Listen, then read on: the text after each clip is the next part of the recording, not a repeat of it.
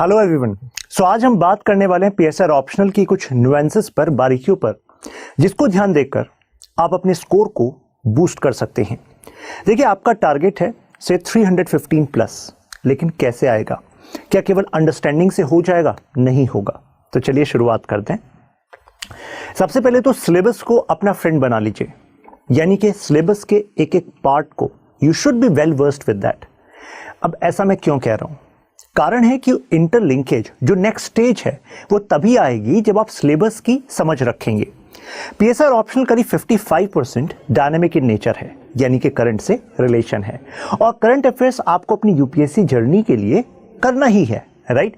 लेकिन कैसे आप पता लगा पाएंगे कि हाँ, अभी जो मैं एडिटोरियल पढ़ रहा हूं ये मेरे पीएसआर ऑप्शनल में भी काम आएगा? वो आप तभी कर पाएंगे ना जब आपको सिलेबस की बिल्कुल बारीक अंडरस्टैंडिंग होगी। यानी कि अगर मैंने कहा लिबरलिज्म, तो लिबरलिज्म एज अ वर्ड वो आपके सिलेबस में पेपर 1 सेक्शन ए में मेंशन है, लेकिन लिबरलिज्म का उपयोग यानी कि उसका यूज और कहां कहां होना है? क्या केवल पेपर 1 सेक्शन ए में होना है? नहीं, इस्तेमाल तो पेपर 2 में भी होना है, सेक्शन ए में भी होना है और सेक्शन बी में होना है। तो कहने का मतलब यह है कि जो इंटरलिंकेज है जिसके थ्रू आप अपने मार्क्स को बूस्ट करते हैं वो तभी आएगा जब सिलेबस में जो दिया हुआ है वो भी आपको पता हो और जो उसका प्रयोग आपको जहां करना है वो भी आपको पता हो। देखिए, जो जीएस के 4 पेपर्स होते हैं और जो ऑप्शनल है उसमें एक बड़ा डिफरेंस है कि जीएस के 4 पेपर्स में जो काइंड ऑफ क्वेश्चंस आते हैं उस पे गेस करना कि क्या क्वेश्चन इस बार आने वाला है वो काफ़ी, यू कैन से, प्रोबेबिलिटीज़ काफ़ी कम होती हैं। मींस ऑन एन एवरेज हम बता सकते हैं कि हाँ, ये थीम्स काफ़ी रिपीट हो रही हैं, आप इसको तैयार करते हैं तो डेफिनेटली आप वहाँ पर अटेम्प्ट करते हैं। लेकिन अगर मैं ऑप्शनल्स की बात करूँ तो ऑप्शनल का जो सिलेबस होता है वो बहुत ज़्यादा एग्जॉस्टिव होता है, यानी कि क्लियरली डिटेल्ड मैनर में होता है। तो आपको पता होना चाहिए कि हाँ, ये टॉपिक्स हैं तो इन टॉपिक्स का कहाँ का प्रयोग है और उस पर मेरी बिल्कुल ऐसी अंडरस्टैंडिंग हो कि मैं एक्सट्रैक्ट भी आसानी से कर सकूं कंटेंट को और उसको यूज भी आसानी से कर सकूं। तो आज इस वीडियो के बाद का आपका टास्क है केवल सिलेबस को एक बार गो थ्रू करेंगे, ठीक है? टर्म्स कहां रिपीट हो रही हैं, कौन कौन सी टर्म्स हैं, ये नहीं कह रहा कि याद कर लीजिए, क्योंकि विद प्रोसेस वो होता चला जाएगा। Know how much knowledge you actually need. For example, अगर हम बात करें से सोशलिज्म की, तो socialism as an idea, as a topic वहां मेंशन है, लेकिन सोशलिज्म पर तो कितनी सारी बुक्स लिखी हुई हैं, सोशलिज्म पर कितने सारे स्कॉलर्स हैं। तो कहां पर आपको रुकना है कि आपको एश्योरिटी मिल जाए कि हाँ, अगर यहां से क्वेश्चन आया तो मैं अच्छे से उसको अटेम्प्ट कर लूंगा? तो कैसे पता लगेगा? पहले तो पता हो किस तरह की डायमेंशंस, यानी कि यहां से किस तरह के टाइप के क्वेश्चन पूछे जाते हैं। अगर मैं समाजवाद सोशलिज्म की बात करूं तो हाँ, बैकग्राउंड की अंडरस्टैंडिंग जरूरी है, तभी मैं एप्लीकेशन कर पाऊंगा, तभी मैं एक बैकग्राउंड अपने आंसर में लिख पाऊंगा। लेकिन फिर इसके बाद कैसे क्वेश्चन आते हैं? अच्छा, टाइप्स पे क्वेश्चन आते हैं, ओके। लेकिन क्या क्वेश्चन का जो टाइप है क्या केवल वो थियोरेटिकल है या फिर आजकल कुछ क्वेश्चंस एनालिटिकल इन नेचर भी आते हैं? हाँ जी, एनालिटिकल इन नेचर भी आते हैं। आपको ये भी पता होना चाहिए कि सिलेबस में भी किस सेक्शन का क्या यूटिलिटी है, यानी कि जैसे पेपर 1 सेक्शन ए है जहां पर हम थिंकर्स, थॉट्स, पॉलिटिकल आइडियोलॉजीज के बारे में पढ़ते हैं, वो मोरओवर स्टैटिक इन नेचर है, यानी कि प्लेटो ने अगर थ्योरीज दे दी तो वो दे दी हैं। अब Plato is not going to come back, Plato वापस नहीं आने वाले कि नहीं, मैं एक चीज भूल गया था, अब मैं दोबारा बताना चाहता हूं, राइट? तो कहने का मतलब है एक सेक्शन का नेचर स्टैटिक है, दूसरे सेक्शन का नेचर डायनामिक है। जैसे पेपर 2 का सेक्शन बी, पेपर 1 का सेक्शन बी। तो जो जिस तरीके से क्वेश्चंस आते हैं इंडियन गवर्नमेंट एंड पॉलिटी से, उसमें डायनेमिक एलिमेंट होता है, यानी कि करंट से लिंकेज होता है। तो ऐसे में आपको ये भी पता होना चाहिए कि हाँ, कि इस टॉपिक का इस्तेमाल मैं कहाँ कहाँ कर सकता हूँ, ठीक है, और मुझे यहाँ पर रुक जाना है। क्योंकि क्वेश्चंस, अगर मान लीजिए एक टॉपिक से टोटल 7 डायमेंशंस के क्वेश्चन बने पिछले 10 सालों में, ठीक है, तो हमें पता है ना कि वो 7 डायमेंशंस इंपॉर्टेंट है, उसमें से 4 डायमेंशंस ऐसी हैं जो मोरओवर रिपीट होती रहती हैं। तो उन 7 डायमेंशंस पर हमारी पकड़ होनी चाहिए। अब उसमें भी कंटेंट की प्रूनिंग कैसे करें वो मैं भी आपको बताऊंगा, लेकिन इस पॉइंट को ध्यान रखिएगा, इसको मास्टर करने के लिए आपको प्रीवियस ईयर क्वेश्चंस को देखना होगा। और हम भी अपनी क्लासेस में पीएसआर ऑप्शनल के दौरान हर बार हर टॉपिक में बताते हैं कि देखो इस वाले टॉपिक से पिछले साल क्वेश्चन नहीं आया था, उससे पिछले साल क्वेश्चन आया था, तो जिससे आपको पता रहे कि हाँ क्वेश्चन की फ्रीक्वेंसी क्या है और किस तरह का क्वेश्चन है, तब आपको पता लगता है कि हाँ कितनी नॉलेज इसमें चाहिए। Differentiate between GS and optional preparation, ये एक बहुत बड़ा फ्लॉ रहता है स्टूडेंट का पीएसआर ऑप्शनल में, खासकर कारण वो ज्यादातर समय तो अपना वो पेपर 1 सेक्शन ए पर देते हैं। उनको लगता है कि थिंकर्स थॉट्स इनका कहीं ना कहीं इस्तेमाल तो होता ही है पीएसआर ऑप्शनल के अदर पार्ट्स में, तो इसको मैक्सिमम टाइम देते हैं। जब बात आती है आईजीपी की तो अंडरस्टैंडिंग कैसी होती है कि अच्छा इसमें फंडामेंटल राइट वर्ड मेंशन है, ठीक है फंडामेंटल राइट तो मैंने लक्ष्मीकांत से भी पढ़ा था ना, तो यानी कि मेरा वो कवर हो गया। नहीं, ऐसा नहीं है, इस बारीकी पर ध्यान रखिएगा। कारण जैसे फॉर एग्जाम्पल एक क्वेश्चन आया कि fundamental duties were not enshrined in original constitution, examine the reasons behind it, यानी कि जो मौलिक कर्तव्य है वो हमारे ओरिजिनल यानी कि जब इनेक्ट हुआ था हमारा कॉन्स्टिट्यूशन तब उसमें नहीं जोड़े गए थे, तो इसके पीछे क्या कारण, उनका विश्लेषण कीजिए। तो मुझे बताइए अगर ये क्वेश्चन जीएस पेपर 2 में आया, आ सकता है जीएस पेपर 2 में एनालिटिकल क्वेश्चंस पूछ रही है यूपीएससी, और पीएसआर ऑप्शनल में पेपर 1 सेक्शन बी में आ गया, तो क्या दोनों में आप एक ही तरह का आंसर लिखेंगे? नहीं, आंसर का तरीका अलग होगा। कैसे अलग होगा? वहां पर जब मैं पॉलिटी पढ़ाता हूं जीएस में, तो वहां पर हम बात करते हैं कि हाँ फंडामेंटल ड्यूटी, यहां पर ड्यूटी वर्ड क्या रिप्रेजेंट करता है, गांधी जी ड्यूटी पर फोकस करते थे। फंडामेंटल ड्यूटी को लेकर कॉन्स्टिट्यूशन असेंबली में जब डिबेट चल रही थी कॉन्स्टिट्यूंट असेंबली में, तो क्या कहा जा रहा था कि नहीं हम फोकस राइट्स पर करेंगे, और क्योंकि प्रेम्बल में लिखा है we the people of India give ourselves, हम भारत के लोग खुद को ये कॉन्स्टिट्यूशन दे रहे हैं, तो यानी कि जिम्मेदारी तो लोग अपनी समझेंगे ही, इसको अलग से लिखने की जरूरत नहीं है। ऐसा हो सकता है कि आने वाले समय में कुछ सरकारें इसका दुरुपयोग करने लगें, यानी कि ड्यूटीज को फोर्सफुल बनाने से कहीं ऐसा ना हो कि हमारी जो सरकारें हैं वो एक तरीके से एक्सप्लॉयटेशन करने लगे। एक ऐसा पॉइंट भी उठा था। तो अभी तक जो हमने बात की वो केवल हमने कॉन्स्टिट्यूएंट असेंबली की डिबेट, ठीक है, फंडामेंटल ड्यूटी में ड्यूटी शब्द का मतलब, फंडामेंटल शब्द का मतलब, इसके पक्ष में यानी कि इसके फेवर में जो पॉइंट्स उठे इसके अगेंस्ट, यहां तक हमने बात की। लेकिन जब ये क्वेश्चन पीएसआर ऑप्शनल में आएगा तो उसमें आप बात करेंगे कि एक्चुअली हमारा जो कॉन्स्टिट्यूशन है उसमें फंडामेंटल ड्यूटीज को अलग से ओरिजिनल कॉन्स्टिट्यूशन में अलग से पार्ट ना जोड़ा जाना, ये रिफ्लेक्ट करता है लिबरल ट्रेडिशन को, उदारवादी नजरिए को। क्योंकि उदारवादी नजरिया क्या कहता है? वो कहता है कि भाई लोगों के राइट्स बढ़ाए जाने चाहिए, यानी कि उनके अधिकार बढ़ाए जाने चाहिए। सरकार की जिम्मेदारी है कि इस लोगों के अधिकार को सुरक्षित करे। तो यानी कि राज्य यानी कि सरकार का जो कंसेप्ट है, मीन्स हम उसमें डिटेल में जाते हैं कि स्टेट गवर्नमेंट होती क्या है। मैं यहाँ पर आपको ये बताना चाहता हूँ कि वहाँ पर आप कनेक्ट करते हैं आप लिबरलिज्म से, आप कनेक्ट करते हैं सोशल कॉन्ट्रैक्ट थ्योरी से। तो यानी कि एक तरीके से आप समझ सकते हैं कि भाई पॉलिटी में तो अगर ये पॉलिटी केक है ना, मतलब अगर ये पॉलिटी एंड पीएसआर ऑप्शन मिलाकर केक बन रहा है तो polity is like a cream, ठीक है। लेकिन जब पीएसआर ऑप्शनल की आप बात करते हैं तो ब्रेड पर जाना जरूरी है, ठीक है। तो यानी कि थोड़ी सी गहराई में जाना जरूरी है। पीएसआर ऑप्शनल में आपको जब वो गहराई पता लग जाएगी तो वहां पॉलिटी वाला पार्ट आपका इजी हो जाएगा। लेकिन ऐसा नहीं होना चाहिए कि आप पॉलिटी पर रुक गए और जो पीएसआईआर है वहां तक नहीं पहुंचे। तो पीएसआर में जो डेप्थ चाहिए वो आपके आंसर में रिफ्लेक्ट होगी, तभी आप स्कोर कर पाएंगे। अगर आप जनरल बातें लिखेंगे, पॉलिटी वाली बातें लिखेंगे तो मार्क्स तो वहां भी मिलेंगे। लेकिन मुझे बताइए, आप क्या केवल अंडरस्टैंडिंग के लिए यहां पर आ रहे हैं? नहीं, you want to be into merit list ना। तो इन बारीकियों पर ध्यान रखना जरूरी है। जैसे लक्ष्मीकांत बुक है, तो Laxmikanth is considered like a bible for GS, right? Cover to cover पढ़ा जाता है। लेकिन क्या पीएसआर ऑप्शनल में जो वो वर्ड्स दिए हुए हैं, DPSP, fundamental duties, fundamental rights, state union, क्या उसके लिए लक्ष्मीकांत पर रुक जाना है? नहीं नहीं, वहां लक्ष्मीकांत पर नहीं रुक जाना है। क्योंकि हमें जब हम बात करेंगे पीएसआर ऑप्शनल फंडामेंटल राइट्स की तो हम स्कॉलर्स को भी कोट करेंगे, ठीक है, जिनके आइडिया से ये पूरे सिस्टम्स इमर्ज हुए, राइट? पॉलिटी में हम क्या पढ़ रहे हैं कि अच्छा हमने इसका यूज किया। तो पॉलिटी में आप जानते हो कि अच्छा फंडामेंटल राइट्स ये होते हैं, ये टाइप्स होते हैं, सुप्रीम कोर्ट ने ये कहा, यही आप पढ़ते हैं ना।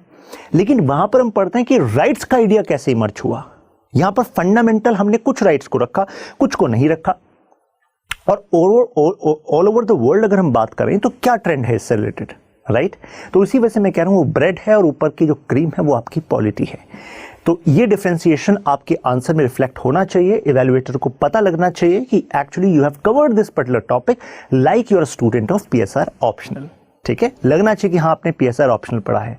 डेवलप योर पीएसआर वोकैबुलरी, जैसे कि देखिए समझ में आपको आ गया, लेकिन अल्टीमेटली स्कोर कैसे करना है, आपको लिखकर स्कोर करना है, राइट। अब लिखने में एक तो वो बात है जो आपने अपने आप को समझाने के लिए अपने दिमाग में रखी थी, राइट। लेकिन अगर केवल उसी लैंग्वेज को, उस सिंपल लैंग्वेज का आप इस्तेमाल करेंगे, सिंपल लैंग्वेज यानी कि जो आपने अपने एक सिंपल वे में आपने अपने दिमाग में रख ली, लेकिन आपको मार्क्स कमाने हैं तो पीएसआर स्पेसिफिक वोकैबुलरी का इस्तेमाल करना पड़ेगा। अब मैं ये नहीं कह रहा कि आपको लैंग्वेज को कुछ कॉम्प्लेक्स बनाना है, लैंग्वेज को तो ईजी रखना है, लेकिन उसको एनरिच करना है। कैसे? उन शब्दावलियों का प्रयोग करके, उन वर्ड्स का यूज करके जो हमारे पीएसआर ऑप्शनल की है। फॉर एग्जाम्पल, अब जैसे आईआर का क्वेश्चन हम बात करें, GS paper 2 IR section. IR में इंडिया चाइना रिलेशंस को लेकर एक क्वेश्चन आया, ठीक है, कि कैसे चाइना क्या China is going to lead the world in post pandemic world order? क्या पोस्ट पैंडेमिक वर्ल्ड ऑर्डर में चाइना दुनिया को लीड करेगा? और उसमें इंडिया के कौन से इंटरेस्ट कैसे हैम्पर हो सकते हैं? ठीक है, अब यही क्वेश्चन जीएस पेपर 2 और मान लीजिए यही क्वेश्चन पेपर 2 सेक्शन बी में आ गया। तो अब जब आप पीएसआर का आंसर लिख रहे हैं तो आप वोकैबुलरी इस्तेमाल करेंगे, जैसे बैलेंस ऑफ पावर का कंसेप्ट है, मल्टीलेटरलिज्म कैसे हैम्पर हो जाएगा अगर चाइना रूल करने लग गया वर्ल्ड पर, चाइना की हेजेमनी से कैसे मल्टीलेटरलिज्म खतरे में आ सकता है। फिर आप उसमें एग्जाम्पल्स देखते हैं, राइट, कुछ स्कॉलर्स को कोट करते हैं, राइट, जैसे क्लास श्वाब ने क्या कहा कि अच्छा अब पोस्ट पैंडेमिक वर्ल्ड ऑर्डर में, यानी कि आसान, सब कुछ चीज़ें आसान है, यानी कि पैंडेमिक के बाद जब दुनिया दोबारा से नॉर्मलाइज होगी तो किसके पास कितनी ताकत होगी, ये किस सिस्टम पर तय होगा।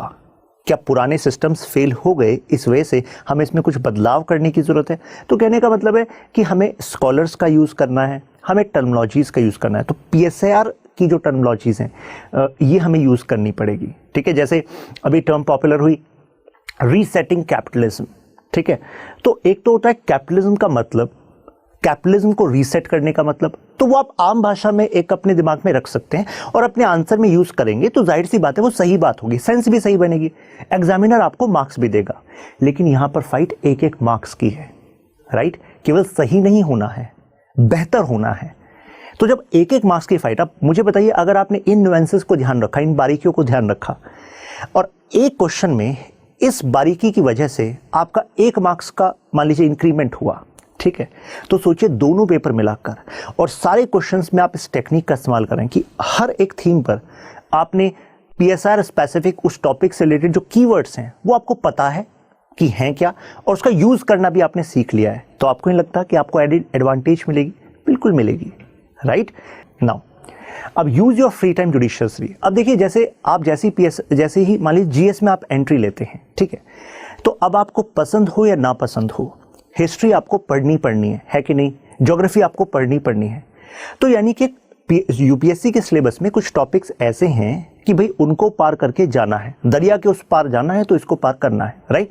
लेकिन ऑप्शनल ये रिफ्लेक्ट करता है आपका इंटरेस्ट। ये जबरदस्ती नहीं दिया यूपीएससी ने, आपसे पूछा था कि लिस्ट है, बताइए आपकी क्या रजा है, आपने कहा मेरी पीएसआर ऑप्शनल रजा है, तो दिखना चाहिए ना कि हाँ ये आपका इंटरेस्ट है। तो ऐसे में अपने फ्री टाइम को जुडिशियसली यूज करना है। कैसे करना है? जैसे कि कई थिंक टैंक्स जो हैं वो यूट्यूब पर अपने फ्री लेक्चर्स, डिस्कशंस वो अपलोड करते हैं। तो जिस टाइम आप लंच कर रहे हैं, डिनर कर रहे हैं, जा रहे हैं, उस टाइम पर आपको मतलब दैट्स योर फ्री टाइम, तो उस समय आप ये यूट्यूब की वीडियोस देख सकते हैं। ORF पर पर्टिकुलर टॉपिक पे डिस्कशन है। अब इससे फ़ायदा क्या होगा? एक तो आपका इंटरेस्ट भी बना रहेगा, राइट, यानी कि जैसे जो आपने पढ़ा अब उसमें क्या अपडेट हुआ है, हालांकि आपके कंटेंट में वो दिया जा रहा है, लेकिन डिस्कशन से क्या होगा, वो और डेप्थ में आपको कनेक्ट होने लगेगा। आप क्लास में मेरे से और बेटर सवाल पूछ पाएंगे कि सर मैंने इस यूट्यूब वीडियो में ORF ने ये अपलोड किया, थिंक टैंक ने, और मैंने इस टॉपिक को देखा और इसमें मुझे ये बात समझ में नहीं आई, राइट। तो यानी कि जो क्लास का डिस्कशन है वो और अपस्केल हो जाएगा आपके डाउट से, ठीक है। उसके अराउंड भी आप सोच सकते हैं। आई ऑलवेज से कि सोचिए, सवाल कीजिए, इसी तरीके से तो इंप्रूव होते हैं, राइट।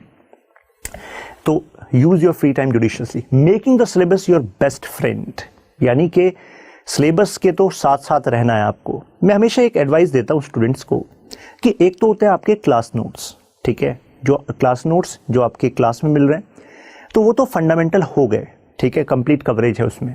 लेकिन उसके बियॉन्ड आपके पास एक डायरी होनी चाहिए, और इस डायरी का कैटेगराइजेशन आप 4 पार्ट्स में करिए, यानी कि paper 1 section A, paper 1 section B, फिर paper 2 section A, section B. Purpose क्या है? जैसे मान लीजिए अभी कोई एडिटोरियल आया, ठीक है, और मैंने कहा कि भाई ये एडिटोरियल इंपॉर्टेंट है, इस वाले टॉपिक से है और इसमें ये डायमेंशंस हैं, तो आप तुरंत, आपको मैंने बता दिया पेपर 1 सेक्शन ए का ये वाला टॉपिक है, तो आपने वहाँ पर उस कीवर्ड को ऐड कर लिया। तो इससे फ़ायदा क्या होगा कि बार बार आप उन टॉपिक्स पे जाते रहेंगे, तो आपको पता रहेगा कि हाँ यार ये टॉपिक्स हैं, ये बार बार रिपीट हो रहे हैं, ये मेरे सिलेबस का पार्ट है, ठीक है। तो सिलेबस तो आपका मतलब बेस्ट फ्रेंड होना चाहिए, मतलब ऐसा हो ही नहीं चाहिए कि मतलब मैंने एक टॉपिक बोला और यू हैव नो आइडिया कि ये हमारे सिलेबस में है कि नहीं, ठीक है, ऐसा नहीं होना चाहिए। अगर ऐसा हो रहा है तो समझ लीजिए खतरे की घंटी है वो, ठीक है, क्योंकि मास्टरी करनी है तो जिस पर मास्टरी करनी है उस ग्राउंड के चप्पे चप्पे से तो आप वाकिफ होने चाहिए, तभी तो ग्राउंड जीतेंगे। Need to finish the complete syllabus. अब देखिए कई स्टूडेंट्स क्या करते हैं, जो ग्रेड पोस्ट ग्रेड की स्ट्रेटजी होती है ना कि हाँ चलो 10 टॉपिक्स हैं, हम 7 पर मास्टरी कर लेते हैं, 3 को चलो लाइटली कर लेते हैं, छोड़ देते हैं। कारण क्योंकि क्वेश्चंस जो आएंगे उसमें ऑप्शंस भी तो रहेंगे, भी 8 क्वेश्चन पूछे, 5 क्वेश्चन आपको करने हैं, तो इनके 3 आप छोड़ भी सकते हैं ना, तो उस 3 में हम छोड़ देंगे वो वाले टॉपिक्स जो हमने नहीं करे। ऐसा दिमाग यूपीएससी के सामने मत लगाना। कारण क्योंकि आपके क्वेश्चन पेपर में 2 क्वेश्चंस जो होते हैं, जैसे पेपर 1 में सेक्शन ए सेक्शन बी है, तो दोनों ही सेक्शन में जो पहला क्वेश्चन होता है वो तो कंपलसरी होता है, और उसके पार्ट्स होते हैं 10 मार्क्स का 1, यानी कि 50 मार्क्स के 5, ठीक है। तो यूपीएससी कह रही भाई उसको तो करना पड़ेगा आपको। अब मुझे बताइए जो कंपलसरी वाले हैं, अगर उसमें 5 में से 3 क्वेश्चन वो आ गए उन 3 टॉपिक से जो आप छोड़ कर गए, तो आपका तो स्कोर बैक ट्रैक आ जाएगा, है कि नहीं? इतनी जो मेहनत करी थी आपने वो वेस्ट हो जाएगी। Waste in the sense final तो मेरिट लिस्ट में आना है ना, दोबारा चक्र में थोड़ा ना आना है कि अब दोबारा प्रीलिम्स देंगे, राइट। तो ये अभी से ही क्लियर होना चाहिए कि ये वाला आइडिया हम यूज नहीं करेंगे, सेलेक्टिव रहें, ठीक है। You should have a comprehensive coverage, ठीक है। वो अलग बात है कि कुछ थीम्स ऐसी हैं जो बहुत ज़्यादा इंपॉर्टेंट है, रिपीट होती हैं, वो मैं भी आपको बताऊंगा कि भाई ये डायमेंशंस पे ये 15 पॉइंट्स दिमाग में रखो, होगा, ठीक है। तो वो तरीका लगे, लेकिन you should complete your syllabus. What to keep in mind before answer writing, क्योंकि अल्टीमेटली स्कोर तो यहीं से करना है कि नहीं। तो एक आप टॉपर्स की आंसर शीट रेफर कीजिएगा। अभी आप गूगल करेंगे ना तो आपको कितने सारे टॉपर्स की पीएसआर ऑप्शनल की आंसर कीज मिल जाएगी, द आंसर शीट्स मिल जाएंगी, उनके ब्लॉग स्पॉट्स पे मिल जाएंगी। देखना क्या है? देखना है उनके आंसर का स्ट्रक्चर, इंट्रोडक्शन, बॉडी, कंक्लूजन। देखना है कि उन्होंने वर्ड्स क्या यूज करे हैं। देखना है कि उन्होंने जो डिफरेंट सेक्शंस थे आपके क्वेश्चन में, उन सेक्शंस को किस तरीके से अलग, मतलब जैसे क्वेश्चन के ऐसा हो सकता है ना कि एक क्वेश्चन में मान लीजिए 2 पार्ट हैं, ठीक है, दोनों पार्ट को उन्होंने कैसे डील किया है, ठीक है, और हर एक पार्ट में कितने वर्ड्स डेडिकेट किए हैं। तो इन बारीकियों पर एक बार ध्यान दीजिएगा। हालांकि क्लास के दौरान मैं भी आपको मॉडल आंसर शो करता हूं, पहले आपसे लिखवा लेते हैं, आप अपना अटेम्प्ट करके आपको हकीकत पता लग जाती है कि अभी यहाँ खड़े हैं हम, फिर आप डिस्कशन किया जाता है, फिर आपको मॉडल आंसर दिखाया जाता है कि देखो यहाँ पर आपको पहुँचना है, और विद इन 1 और 1.5 month you will see phenomenal you can say improvement. क्योंकि हम जो प्रैक्टिस करेंगे क्लास के दौरान भी हम करते हैं, टाइम के हिसाब से स्टॉप वॉच चलाकर, और क्लास के बियॉन्ड आपको भी टास्क देते हैं। तो अब आपको ये पता होना चाहिए कि उस दौरान आपको करना क्या है। तो इस वजह से पहला जो स्टेप है ये तो आपको करना होगा, रिव्यू कीजिए डीप में, ठीक है, बार बार देखिए। क्योंकि एक होता है कि उस टॉपिक को आपको पता है, उस टॉपिक की बात, और आपने उसको एक्सप्रेस कर दिया। एक होता है उसको एनरिच करना, यानी कि कम वर्ड्स में आपने ज़्यादा डायमेंशंस को वहाँ रिफ्लेक्ट किया है। आपका आंसर डेंस होना चाहिए, क्वेश्चन की डिमांड के हिसाब से होना चाहिए, तब आपको स्कोर बेटर मतलब आप कर पाएंगे। Now introduction and conclusion templates. अब देखिए कुछ टॉपिक्स हमारे ऐसे हैं जो हमें पता है कि ये रिपीट होने वाले हैं या स्टैटिक इन नेचर है। फॉर एग्जाम्पल पेपर 1 सेक्शन ए, तो पेपर 1 सेक्शन ए में आपके थिंकर्स वाले टॉपिक जैसे प्लेटो है, ठीक है। तो प्लेटो की थ्योरीज आपको पता है कि अच्छा थ्योरी ऑफ जस्टिस ये है, ठीक है, एरिस्टोटल में थ्योरी ऑफ कॉन्स्टिट्यूशन आपको पता है, जब पता है कि ये डायमेंशंस है, यहां से क्वेश्चन आता है, तो एटलीस्ट उन वाले टॉपिक्स पे आपके इंट्रोडक्शंस और कंक्लूजन की टेम्पलेट्स आपको दिमाग में रखनी है कि इस थ्योरी से क्वेश्चन आता है, इस थ्योरी से क्वेश्चन आया, तो 3 तरीके हैं मेरे पास इंट्रोडक्शन लिखने के। यहां से अगर क्रिटिसाइज करने के लिए क्वेश्चन आया तो कंक्लूजन में ये मेरे तरीके हैं लिखने के। तो अगर पहले से रेडी रहेंगे, फॉर एग्जाम्पल ऐसी पॉलिटिकल आइडियोलॉजीज में जाएंगे, लिबरलिज्म हुआ, सोशलिज्म हुआ, मार्क्सिज्म हुआ, ग्रेम्शी है, तो ग्रेम्शी से पता है कि ग्रेम्शी से कहां से क्वेश्चन आ रहा है, अच्छा हेजेमनी की थ्योरी से क्वेश्चन आ रहा है, रिपीट हो रहा है, तो पता होना चाहिए इंट्रोडक्शन मेरे पास ये, कंक्लूजन ये है। क्योंकि आपके पास एग्जाम में इतना क्रिएटिविटी दिखाने का समय है नहीं, अगर आप सोच रहे हो अभी, ठीक है, जितनी क्रिएटिविटी दिखानी है वो अभी दिखानी है, तैयारी के दौरान दिखानी है। कुछ क्वेश्चंस ऐसे होंगे जिसका आप इंट्रोडक्शन और कंक्लूजन ऐसे दिमाग में नहीं रख सकते, क्योंकि जैसे हाई डायनेमिक थिंग्स, अब क्योंकि आप उस टॉपिक को इतना बार डिस्कशन में ला चुके हैं, तो आपको पता रहेगा कि हाँ, इंट्रोडक्शन लिखने की टेक्निक ये होती है कि मुझे क्वेश्चन समझ में आ गया है, ये मुझे इवैल्यूएटर को बताना है थ्रू इंट्रोडक्शन, ठीक है। तो जाहिर सी बात है वो क्वेश्चन का जो फ्रेमिंग है उसके हिसाब से वहां इंट्रोडक्शन बनाना होता है। लेकिन जो थ्योरेटिकल पार्ट है वहां तो हम पहले से दिमाग में रख सकते हैं ना, तो इससे आप टाइम सेव करेंगे, और जो यहां टाइम सेव करेंगे आप, वो इन्वेस्ट करेंगे उन क्वेश्चंस में जो आपको थोड़े से नए लग रहे हैं, ठीक है। हालांकि सब कुछ सिलेबस से ही आएगा, लेकिन डायमेंशन अगर वीक हो रही है तो वहां पर उस टाइम को हम इन्वेस्ट करेंगे। इंटीग्रेटिंग पेपर 1 एंड पेपर 2, जैसे मैंने अभी एग्जाम्पल दिया आपको ग्रेम्शी का, ठीक है, इटालियन थिंकर, मार्क्सिस्ट थिंकर। अब उनकी हेजेमनी की थ्योरी मैंने आपको पढ़ाई, ठीक है। अब ऐसा नहीं है कि वो केवल पेपर 1 सेक्शन ए में ही आप उनको बंद कर देंगे ग्रेम्शी को, कि ग्रेम्शी साहब आपका लेना देना तो केवल यहां तक था, अब हम चले गए हैं पेपर 2 में, अब हम आपको याद नहीं करेंगे। नहीं, ऐसा नहीं करना, ठीक है। इंटीग्रेटिंग अगर आप करते हैं तो इससे आपको ज्यादा मार्क्स मिलते हैं। जैसे इंटरनेशनल थ्योरी, इंटरनेशनल पॉलिटिक्स, तो इंटरनेशनल पॉलिटिक्स में भी जो ग्रेम्शी के आइडियाज है, they are very much applicable. तो अगर आप वहां पर इसका इस्तेमाल करते हैं तो इवैल्यूएटर को लगता है कि हाँ, आपने इस टॉपिक में समझ बनाई है, ठीक है, आपने क्लोज नहीं कर दी डोर को, कि आपने रटा नहीं है, समझ रहे हैं। तो this reflection should be clear in your answer. इन 3 चीजों को ध्यान रखिएगा, इसी तरीके से आप अपने स्कोर को बूस्ट करेंगे। अब देखिए, कुछ स्टूडेंट्स का कहना होता है कि सर ये जो स्कॉलर्स कोट करने हैं, अब क्या हर टॉपिक से 8-10 स्कॉलर हमें मतलब अपने आंसर में लिखने ही लिखने होंगे? नहीं, ऐसा नहीं है, 3 से 4 स्कॉलर्स, ठीक है। अब आप कहेंगे सर हमें तो 2 साल पहले हमसे जो हमारे बिल्कुल खास दोस्त थे, अब हमें भी याद करने में प्रॉब्लम होती है, 10 साल पहले जो थे, स्कॉलर्स को कैसे याद करें? देखिए, स्कॉलर्स जरिया हैं आपका मेरिट लिस्ट में पहुंचने का, तो इनको तो ऐसे ध्यान रखिएगा जैसे आपके ये बेस्ट बडीज हैं, समझ रहे हैं बात? यानी कि उनका नाम आप भूल सकते हैं लेकिन इनका नहीं भूल सकते। तो याद हम कब रखते हैं चीज़ों को? या तो चीज़ें बहुत इंटरेस्टिंग हों, और विश्वास मानिए अगर इन स्कॉलर्स ने अपनी जगह आपके सिलेबस में बनाई है, they are very interesting people. इनके बैकग्राउंड की जो स्टोरी है आप उससे कनेक्ट कीजिए इनको। ऐसा नहीं है कि केवल एक स्टेटमेंट रटनी है, अच्छा साइमन डे बेवर उन्होंने ये कहा, चलो फेमिनिज्म का क्वेश्चन आएगा, ये मैं लिख कर आऊंगी या लिख कर आऊंगा। नहीं, यहाँ नहीं, उनकी लाइफ में जाइए ना, उनके बैकग्राउंड में उनके बैकग्राउंड के बारे में पढ़िए, what she was dealing with, किस समय में वो थी, क्या चैलेंजेस उन्होंने देखे। तो जब आप जान लेते हैं किसी को, तो मुझे बताइए ऐसे में उनके व्यूज और उनका नाम और कहाँ उनका इस्तेमाल करना है, वो मोस्ट लाइकली आपको याद रहेगा कि नहीं रहेगा? बिल्कुल रहेगा। और यही हमारे थिंकर्स को डिस्कस करने का तरीका होता है पीएसआर ऑप्शन में। यानी कि हम ऐसे नहीं पढ़ाते कि प्लेटो की ये थ्योरी है, एक एक थ्योरी आपको एक्सप्लेन कर दी, नहीं, go to the time of that thinker, किस समय में वो रह रहा था, क्या चल रहा था उस समय में, वो थिंकर बना क्यों। अगर ये आइडिया आया उसके दिमाग में और आज हम पढ़ रहे हैं, तो यानी कि इस आइडिया ने दुनिया को बदला तो होगा। तो ऐसे में क्या बदलाव वो चाह रहा था अपने समय में जिस वजह से उसने ये विचार दिया। तो जब आप उसकी लाइफ को समझ लेते हैं तो ऐसे में ये थ्योरी एक्चुअली केक वॉक हो जाती है। ये तो दिमाग में वैसे ही आपके रहने वाली है, ठीक है। तो ऐसे में एक तरीका इसका है कि आप स्टिकी नोट्स इस्तेमाल कर सकते हैं उन टर्म्स को, स्कॉलर्स, कोटेशंस को, यानी कि बार बार आपके सामने रहेगी तो आपको आसानी से याद होगा। अब कुछ बच्चे ये भी कह सकते हैं सर हमने ट्राई करके देख लिया है, स्टार्टिंग में लगाते हैं स्टिकी नोट्स और उसके बाद तो वो ऑब्वियस हो जाते हैं, फिर उनको हम देखते ही नहीं है, यूज ही नहीं करते इसको, तो ये तो बस डेकोरेशन बन जाती है हमारे रूम की, ऐसा होता होगा।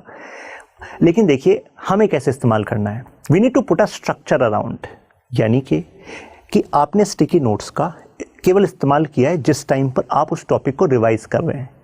तो जब हम लिख लेते हैं कि हाँ आज मैं इस वाले टॉपिक को रिवाइज कर रहा हूँ या कर रही हूँ, हाँ तो इसमें मैंने ये स्कॉलर ये स्टेटमेंट पढ़े, ऑलरेडी आपको कंपाइलेशन भी दिया जाएगा, thematic compilation of scholars and statement, जिससे कि आप सीधे अपने आंसर्स में उसका इस्तेमाल कर सके। ठीक है, आपका जो एक्स्ट्रा लेबर है सर्च करने का, अपडेशन देखने का, वो सब आपको इस कोर्स से ईज आउट हो जाएगा। लेकिन रिवीजन के समय तब भी मैं आपको कहता हूं कि खुद भी लिखो। ऐसा नहीं है कि आपको रेडीमेड मैंने कंपाइलेशन दे दिया, आपने कहा हाँ अब तो आ गया है। आने से क्या होगा? यूज करने से होगा, दिमाग में रहने से होगा। नहीं तो वो ऐसी की ऐसी रखी रहेगी पीडीएफ। उसकी वैल्यू कब है? उस वैल्यू तब है जब आपके दिमाग में और आप उसको यूज कर पा रहे हो। तो इस वजह से रिवीजन के टाइम पर ये स्टिकी नोट्स आप लिखेंगे। जब टेस्ट होगा या उससे रिलेटेड क्वेश्चन आपसे पूछूंगा मैं क्लास में और कहूंगा कि नेक्स्ट डे आप उसको अटेम्प्ट करके लाएंगे, उस दौरान दोबारा आप उन स्टिकी नोट्स का इस्तेमाल करेंगे। तो जब हमारे दिमाग में एक स्ट्रक्चर होगा, रिवीजन के समय बनाया था, सर ने जब क्वेश्चन दिया था उस टाइम पर प्रैक्टिस के लिए फिर हमने रिव्यू किया था, जब टेस्ट था तब हमने रिव्यू किया था, तो इस तरीके से सही में आप इनका इस्तेमाल कर पाएंगे। क्लियर है बात? क्रिस्प चीजें स्ट्रक्चर्ड मैनर में दिमाग में हमारे रह जाती हैं। तो आई थिंक इस स्ट्रेटजी सेशन से आपको काफ़ी चीज़ें क्लियर हुई होंगी। नेक्स्ट सेशन में जब हम मिलेंगे YouTube लाइव पर, मैं दोबारा आऊँगा, उसमें मैं सेक्शन स्पेसिफिक क्या डिमांड है हमारे सिलेबस की उस पर बात करेंगे। कैसे पेपर 1 सेक्शन ए में आपकी अप्रोच डिफरेंट होनी चाहिए पेपर 1 सेक्शन बी की अप्रोच से। उम्मीद करता हूँ इस सेशन ने आपको हेल्प की होगी। अपने फ्रेंड्स के साथ शेयर कीजिएगा जिनको आपको लगता है कि ये सेशन उन तक पहुँचना चाहिए। फिर मिलते हैं, टेक केयर।